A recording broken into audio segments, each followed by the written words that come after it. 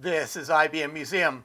So behind me I have a Model 25SX over on the right and an EduQuest over on the left-hand side. I wanted to demonstrate a little bit of the EduQuest, what it's got inside it, how big it is compared to the Model 25. I mean, these things are typically called Model 25 on steroids, and you can see a little bit of the size difference here.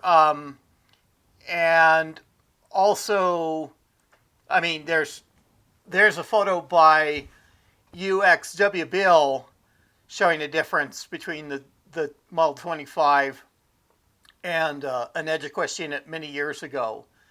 His unit is a little bit different. There's some common things that are shared between the EduQuest and for the different models.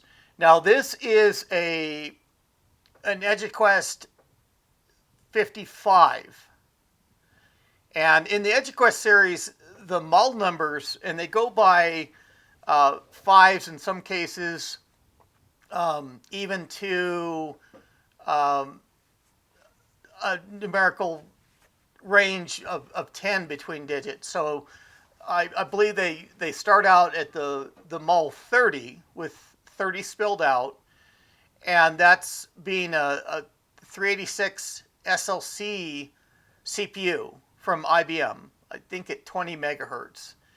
And then it quickly gets into, from there, the 40, I think there's a 50 and 55 SX. I'll give a link on the different models, and even a specific link on the Model 55 that I have. That's the highest end model of the series. We're going to go through, and I'll get it being the only thing on the bench, and I can arrange the cameras to pull the tray out. And the tray is typically relatively common between the EduQuest models. All that exterior, the monitor, everything else is the same over the range of those models, much as it is for the Model 25. The three different versions based on the 8086 CPU, the 286 CPU, or the 386SX. And so there's going to be a little bit of pause. I'll get the Model 25 off the bench, and we'll start looking over this EduQuest unit. Now I wanted to do a real good view of the tray as I pulled it out, and I'll make adjustments as I need to. And the screws for the tray are undone. Let's kind of see how this looks. And there is a little bit of rust back here on the middle part of the tray. And the first thing that we encounter, let me see if I can raise, just to get a little bit better view.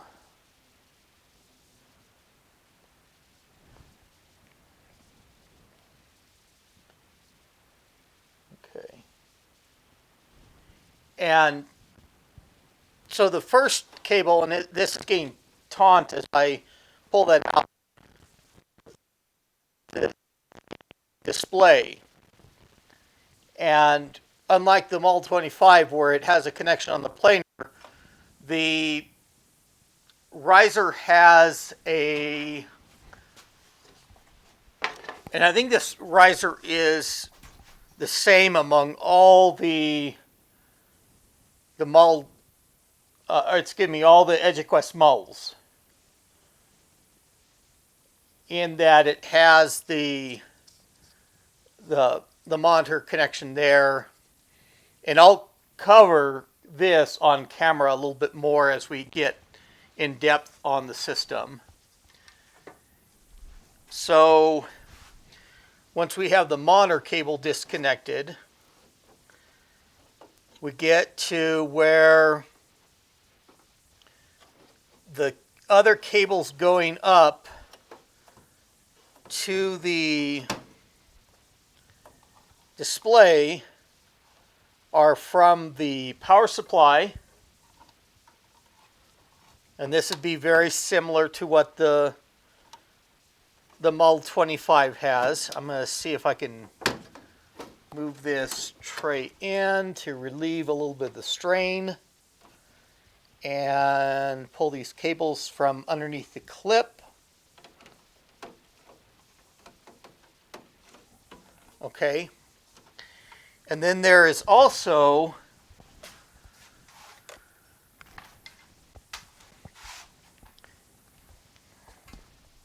this, and it's even labeled as the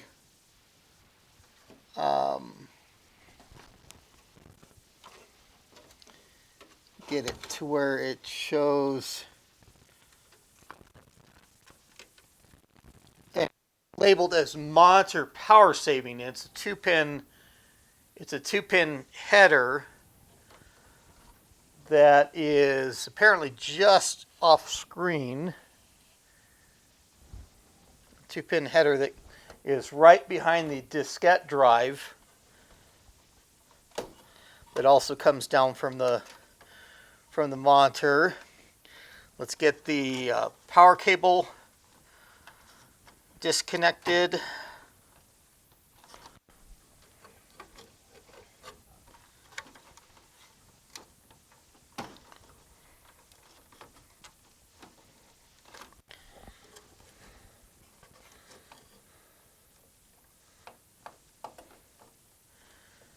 Get to where I work on the plastic of the power connection, not on pulling on the wires necessarily. And those cables will just pack inside the main unit, and we will move this monitor, the screen body, off, just leaving the tray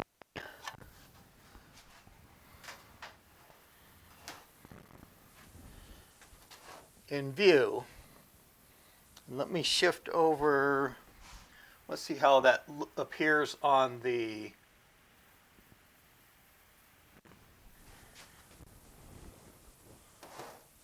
SkyCam. I'm off a little bit centered from my bench, but it's good enough. And I don't have any adapters on this side of the assembly. I just have actually the two reverse, these are considered reverse adapters, and they're unique to the EduQuest models. And the network adapter is the adapter on top. And in fact, I may find, see if I've got a screwdriver handy. I can go through. Now this is the Ethernet adapter. There's also a token ring adapter that's made for the EduQuest.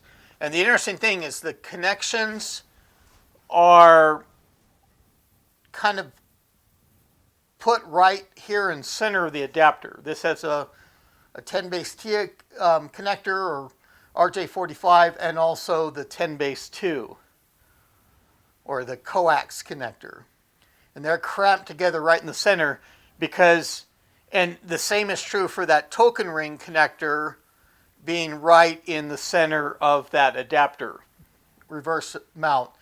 And that is for fitting in the 25SX, the Model 25 model that has the 386 SX16 or 20 megahertz CPU, and is able to have that one reverse slot that is for an adapter, and it has a opening on the back of the the 25SX case to where those connections can come out on the 25SX. So I'm going to go through and I'm going to pull the top, the Ethernet adapter, or the network adapter, and these can be, and this one I was going to say they can be used interchangeably in the slots between the network adapter and the sound card that's proprietary to the EduQuest, but that is not true because there is a screw, and I'm having a hard time with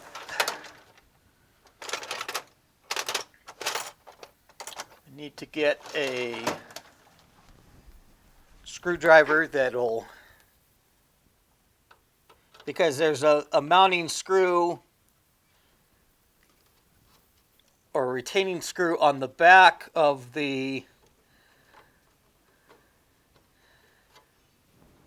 network adapter 2 that goes into the bracket here.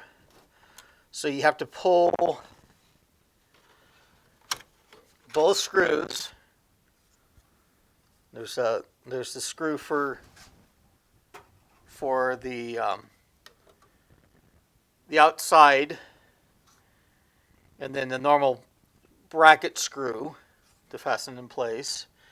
And the opening for the sound card in this bottom reverse slot is more, it has more space for the connections.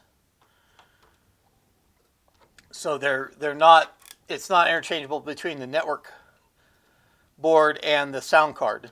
Now this is based on a D-Link chipset. This is like the D-Link, like a DE-200, I think, for the equivalent card that is in the correct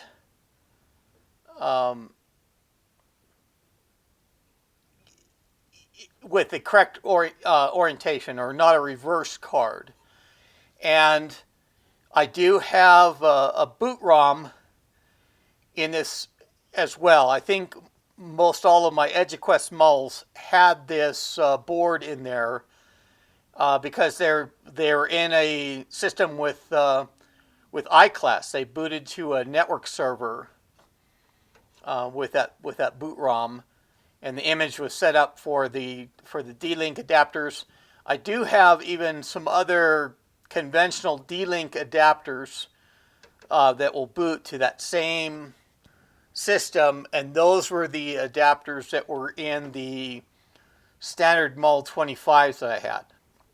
It's a 16-bit adapter, and it uses just the 8-bit connection in the Model 25s for that, even that 8086 level, able to boot to the iClass system. I have done previous videos on that.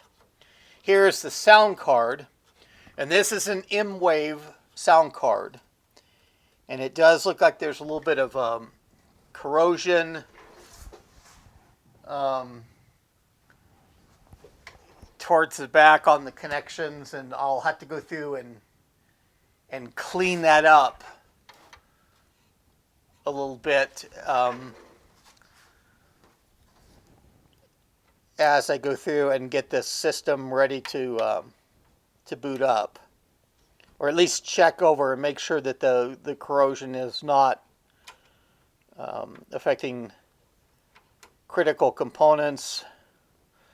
And this M-Wave card, and there's particular drivers for it, has a lot of jumpers for the configuration, a lot of connections, and this goes to the front panel where it has the EduQuest, where where that speaker and volume connection, headphone connections, I think even microphone connections are on the front of the unit, on front of the most of the EduQuest models. Okay. And I wanted to show just a little bit of what was underneath that sound card for a little bit of a view around. And of course the PS2 ports of the mouse and keyboard. This is a serial port here. Again, there's a little bit of corrosion from the outside on that connector that I'm going to have to check. And then the SIM sockets, 72-pin SIMs. And for this, I think these are up to, these might be 4 megabyte or 8 megabyte. I'll have to see on the page. Let me even show what that is. And I'll provide a link to this in the video description. So this is the 55. And there's an image of the planer. There's probably a lot of information saying what the capacities of the SIMs that you can have. And I think I have this one fairly well outfitted. I'll have to see once I fire it up. And then it's got the component identifiers. Now there's some things as I go around the board here. And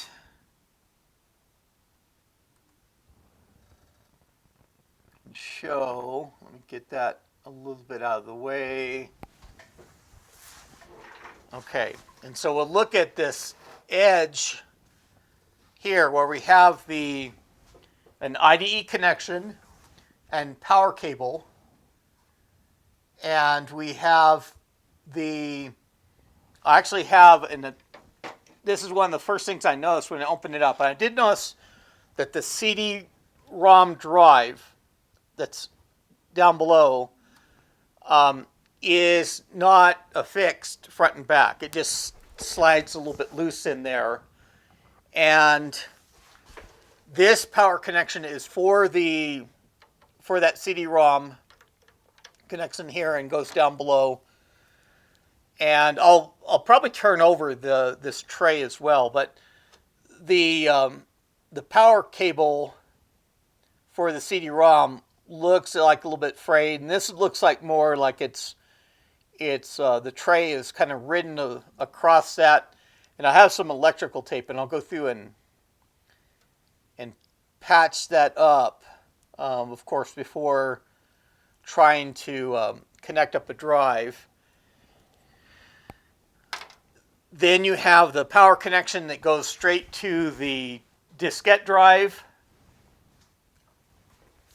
And you have a connection over here labeled as IDE CD-ROM, the J10 connector. And then they have the diskette drive and that very short cable, data cable going to the diskette drive here. On the other side, let's get these adapters back in place.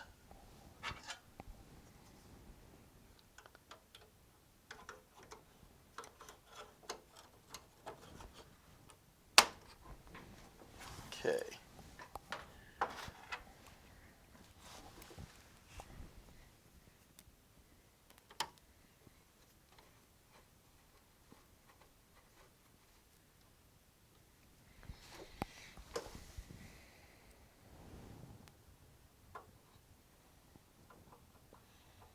Okay, and on the other side of the tray is the other side of the planer is the Cirrus Logic video chip. It does appear that it has the two VRAM chips, video RAM chips for 1 megabyte, and even the sockets for expanding that to 2 megabyte of VRAM. And then here's your feature connector. There's labeling around for some of the jumpers, and that'll be visible on that page that I link. Then you have the CMOS battery. Moving forward, you even have a voltage regulator chip. So this is able, with the right settings, probably the switch block here, to run a 3-volt CPU. Now on the page for the 55SX, it identifies this as a socket 3, and even does have it as a 0 insertion force, and it's marked socket 3, but you can see that for the socket 3 there's that extra row of pins on the outside that is the this would be able to take a Pentium 83 megahertz CPU. And currently I have in there the 46DX4 100. So that's the clock tripled 46 CPU. Runs at 100 megahertz internally and 33 megahertz externally. I can also go through and improve the performance of this. Let me get the web page down. Okay. And I think I even had the web page up when I was extracting and reinserting the CPU. But I can increase the performance by, this is for the L2 cache. And I have motherboards with L2 cache chips, and I have some separate that I can populate these, looking at the information just to improve things. I don't know if I'll go through and put in a pod 83. Certainly I have them, and that might be the position to do since I have the available socket. And making it the very, very high-end EduQuest model. So on the underside, I can probably show even a little bit of more close-up of the, or have to see how this shows up on, there's your speaker and your connectors like the volume control and connections for the headphone right on the front, unlike the Model 25. So this was really designed for an in-school environment. And before I flip it over, I also want to show one of the things that's hidden below this cable. And in the web page, it identifies them as just big solder pads.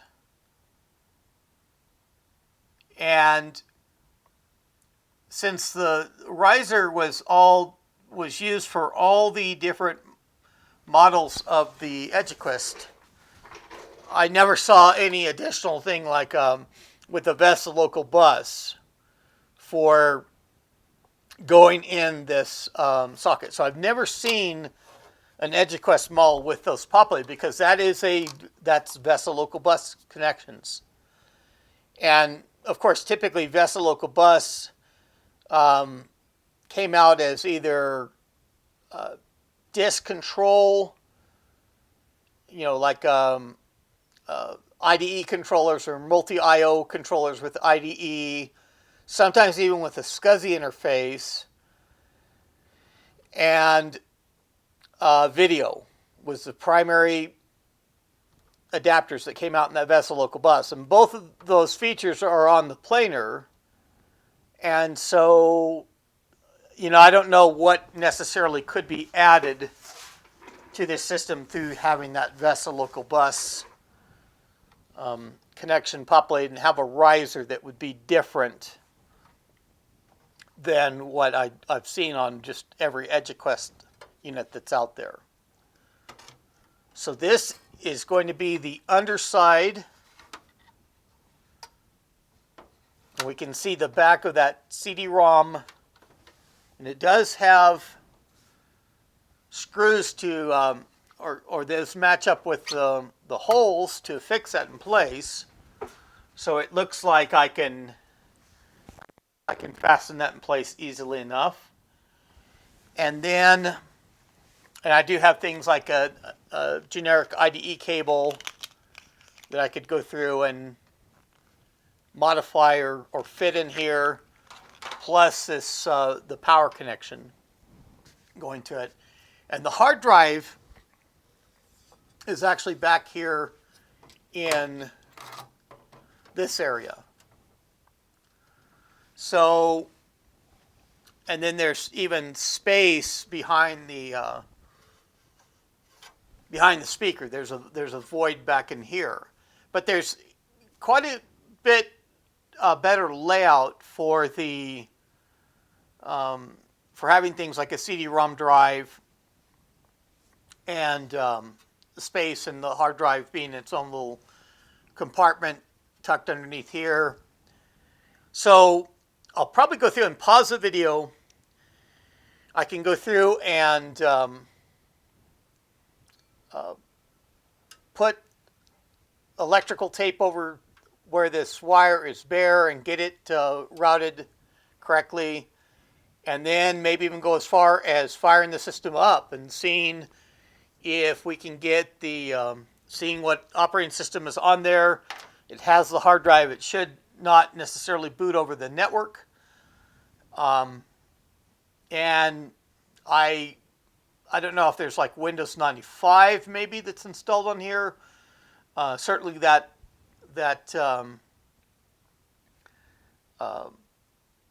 CD-ROM will be installed in that instance, and we even have the ability to connect up this to the network. Maybe we can even get this thing online and do another thing of going by the oldnet.com and signing in. So I'm going to pause the video and get everything situated here.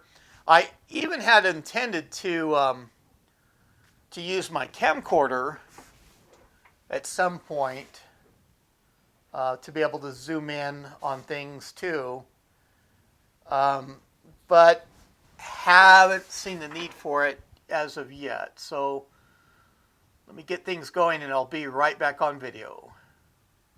Okay, I've got everything connected back up, and so now it's time to fire it on.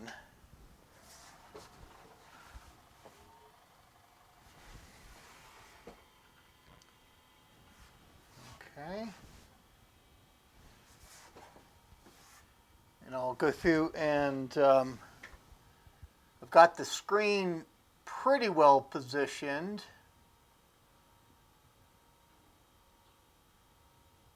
Okay.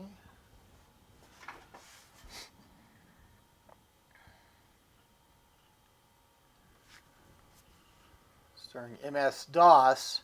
So this is not Windows 95. And I even have to see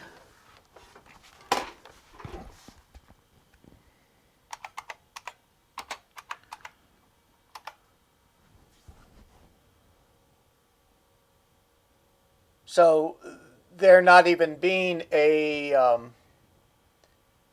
Windows environment that I have here. I just have a DOS directory, and going through and configuring that CD-ROM, which I'm guessing is connected correctly. I have it set as a slave drive to that IDE connection, and I'm guessing that is the right settings for that. That the hard drive is set up as a master.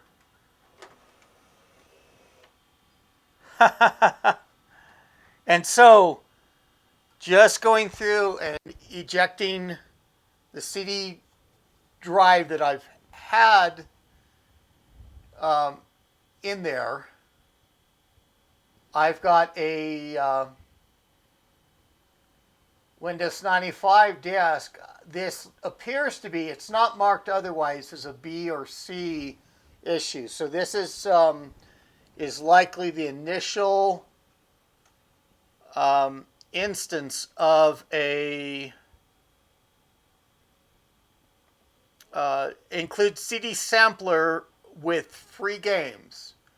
So this is likely the initial version of Windows 95. And maybe I had gone through and intended to use it at some point to put on Windows 95. And I need to go through and would need to grab a Windows 95 boot disk. So a boot diskette to go through, and I don't believe that that the system has any ability to boot from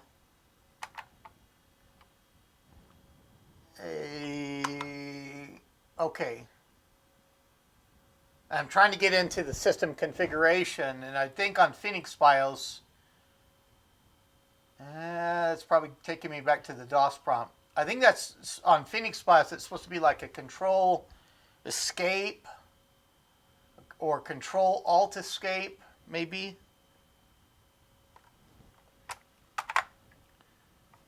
But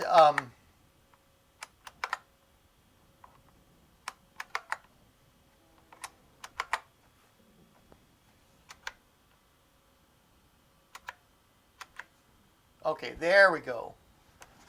And it does have a CMOS battery. I didn't go in there and change the CMOS battery, but I can for making sure that it goes through and holds the settings. We'll just look over the settings that we do have in here.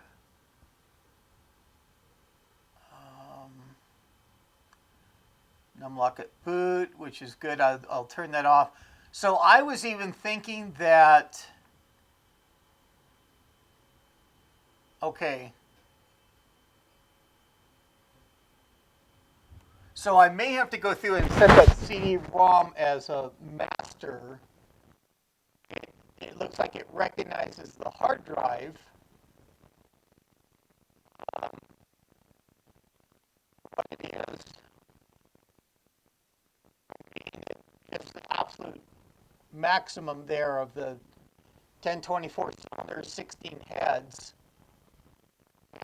53 sector. Megabyte limit for the CHS, cylinder head sector addressing.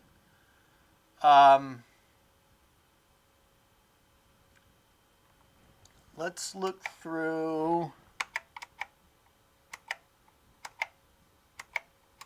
Of course, we can go through and set. I want to see what other settings. Okay, page. Okay, change page for page down. Okay, and there's your serial port. Even goes through and. Okay, so the boot sequence, I'm going to go through, I'm going to pause the video. We're going to get a new CMOS battery in there. and get back into this the CMOS settings to see if we can set it up to boot from that IDE CD-ROM drive. It does have entries in there. I can see if I can, and I think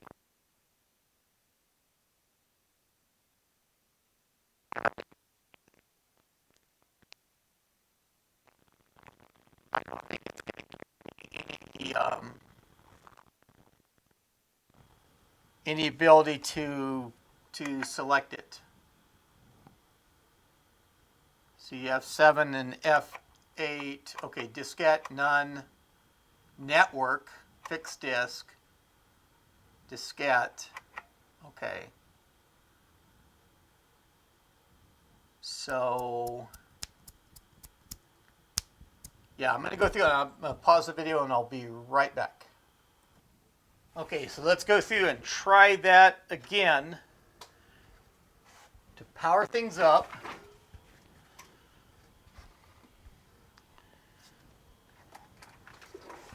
And Control Escape. So I guess I've got, it looks like 16 megabytes of RAM on this system. Okay, and I don't know if it didn't look like I got to the Control Alt Escape quick enough. So I'll do a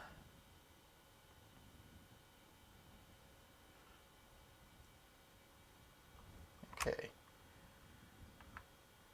So I'll do a Control Delete and then Control Alt Escape,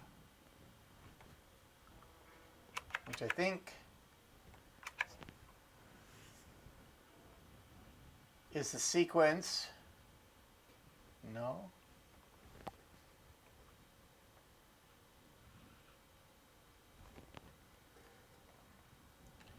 Maybe it's the F1, F2 sequence that I did. Earlier I was just trying just about everything. Okay, F1, F2, F1, Alt Escape, Control Escape. Okay.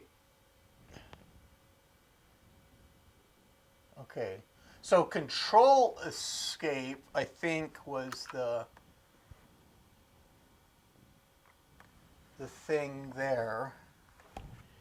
Let's go. Okay, so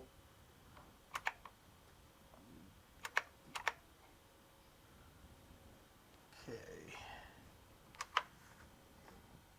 And it's not necessarily critical for me to to have exact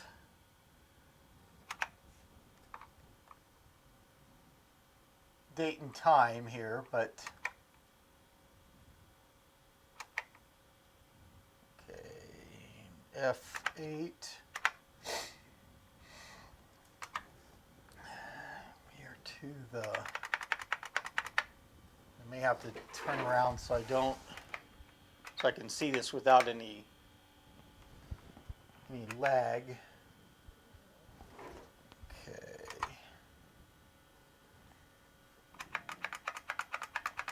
All the way to 2021. Okay. We still have that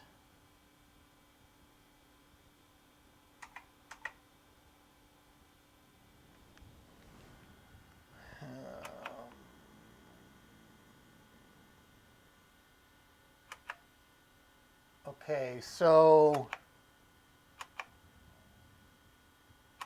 do we have to set that to SCSI fixed disk? User defined. Okay.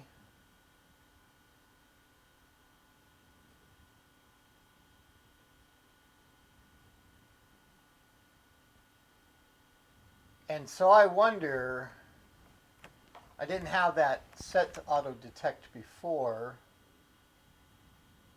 And I've set the CD-ROM to master. Okay. And still, okay. So,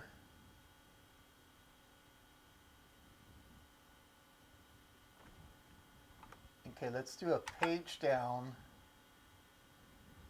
We will probably still not have, and that connection is marked as for the IDE CD-ROM. I'm just thinking it's one channel, diskette, fixed disk, network. Okay, I'm going to go through to network and to save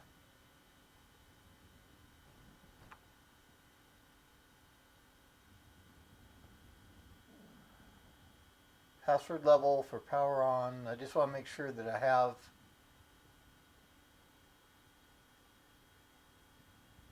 display boot information. Okay.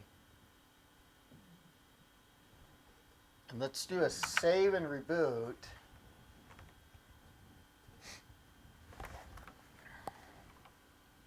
I'm going to do let's just do a control escape at this.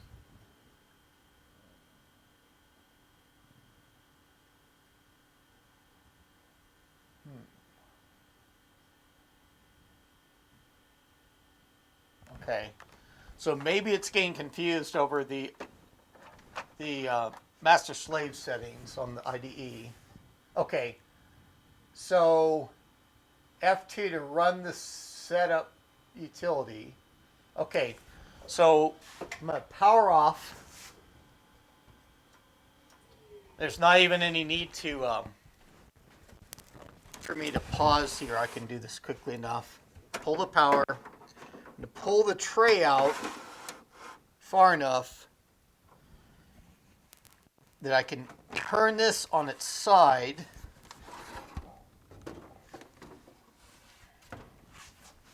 And normally there's a that goes over the top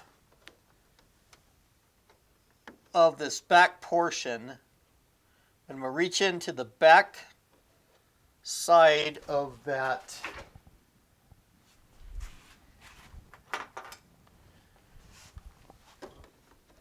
CD-ROM drive and set this back over on slave. And that is how it was set before. I don't even necessarily need to, well, we can put the tray in place just to get the CD-ROM drive flush. Plug in power once again. And power up.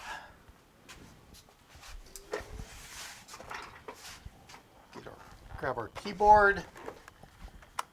Control Escape, or F2 I think is the combination it told us. Stuck key on the keyboard.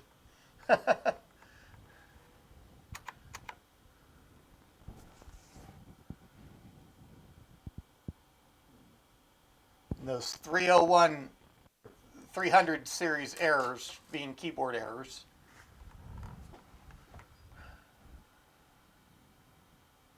Okay.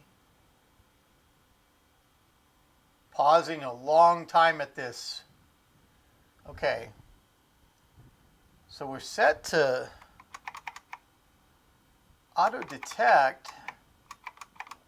It still has that fixed disk.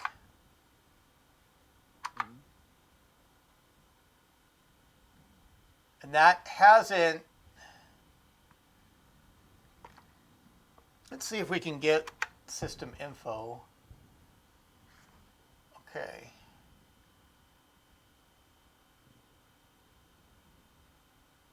processor drive. It goes to CPU, memory, VRAM, external cache, CPU speed. So this is clocked at 25 megahertz externally, 75 megahertz internally.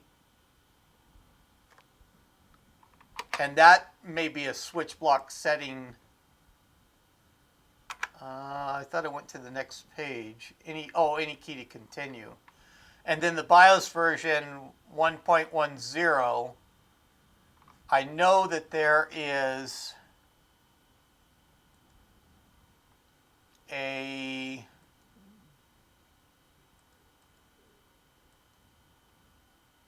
newer BIOS version.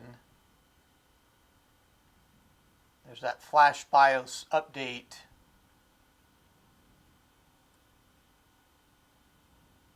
Revision 505G.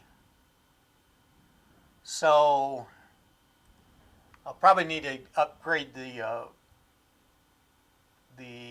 Flash BIOS on this.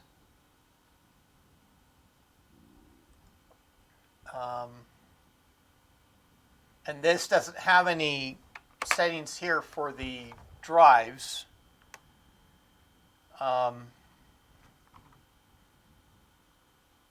I will still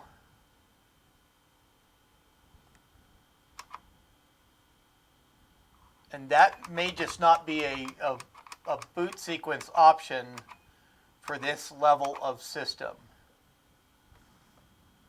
that I will likely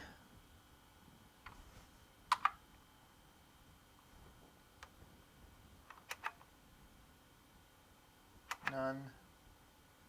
Diskette, fixed disk, network. Doesn't look to be any choice for that CD-ROM to be drive to be bootable. But, and I'm even guessing that that thing is set correctly as a slave drive. It's not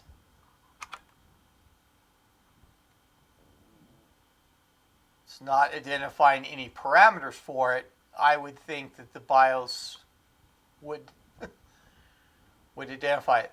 So I may have to. It looks like I'm just going to have to. If I'm going to do Windows 95, I'm going to have to get a boot diskette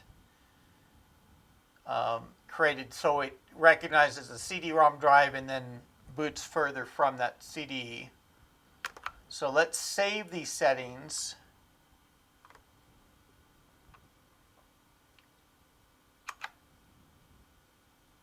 Okay.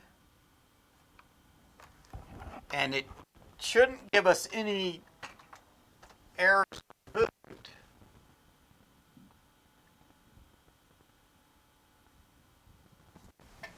Did I put that CD back in? Yes, I did.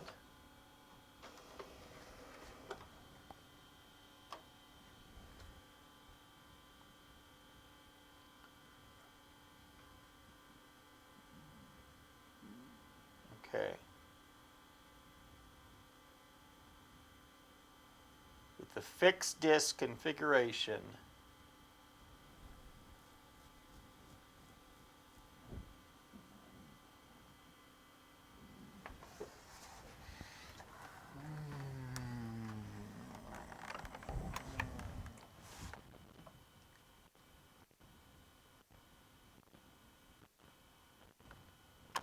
yeah, I'm just going round and round here, and maybe the thing to do is, let's go back to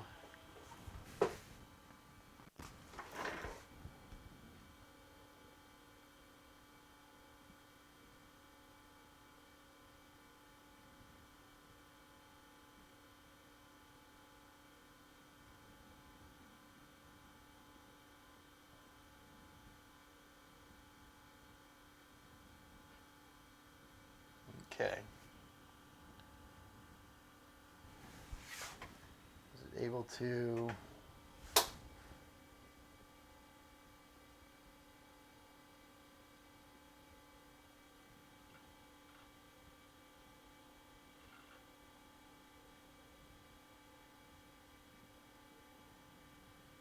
Okay. Because I'm getting errors both ways. With it either set as master, it set as slave.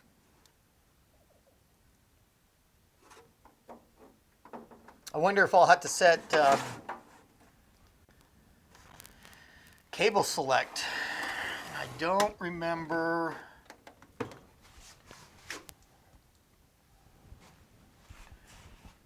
which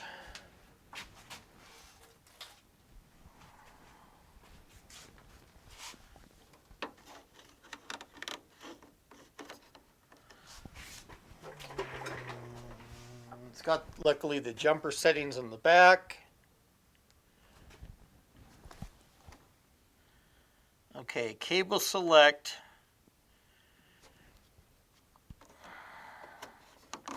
And it has one for power. There's a jumper for power on lock, whatever that means. Let's go to cable select. Since this is a learning experience and it's connected, the CD-ROM is connected to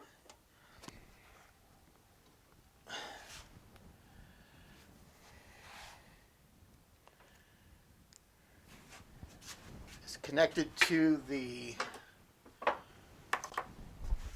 40 pin here. It says IDE CD-ROM. So maybe that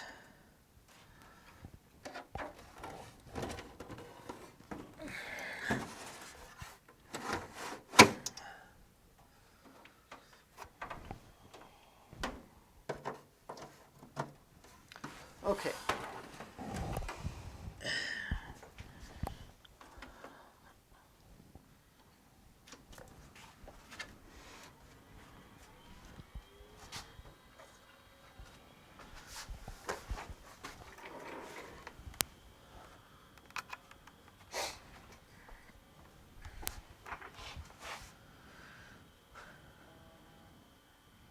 And I mean, in out, I can look at the hard drive in there and see how it is jumpered, whether it's jumpered as a master or cable select. And the 40 pin connection for it is labeled as the hard drive. Okay, and that still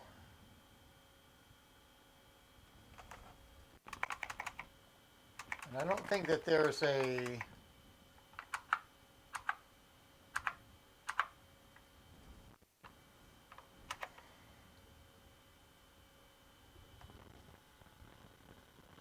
automatic 1/2. Okay, I got to the wrong field. F7. Type 43. Auto detect. User defined. SCSI fixed disk. Not installed. And then goes to type 1. And that goes in a loop of from type 1 to type 43.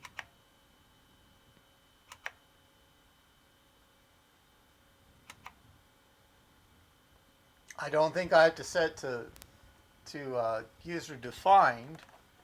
There's not really any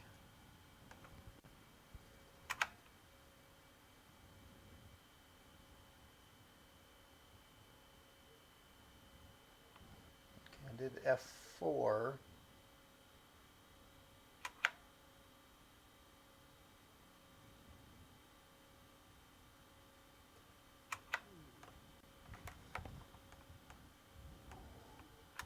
Oh, okay. Escape first.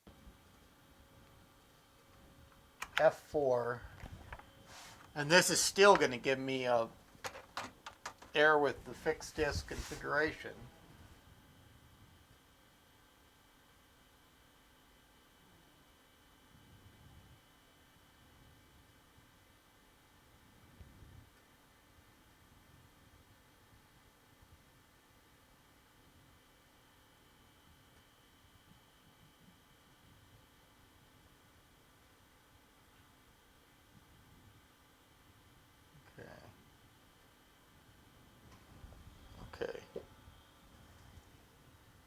So I'm going to power off and I'm going to open it all up again to see how the hard drive is set.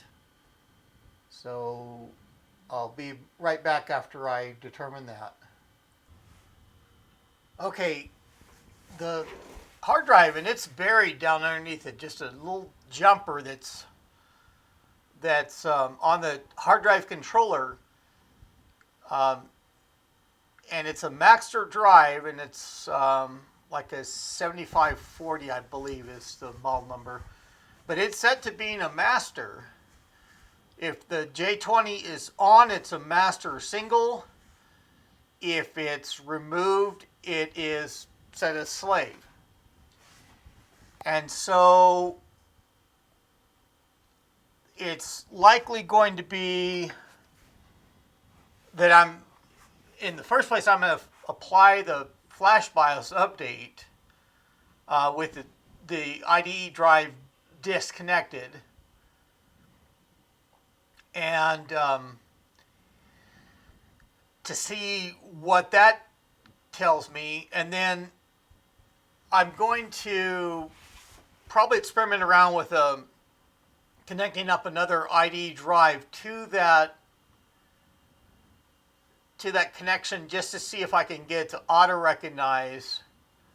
And I've just got to study up a little bit more to see if there's where I set that in a particular way or a particular type to get it to recognize past that. Hopefully the flash BIOS update and a little bit of reading, trying to discover things will tell me a little bit more. But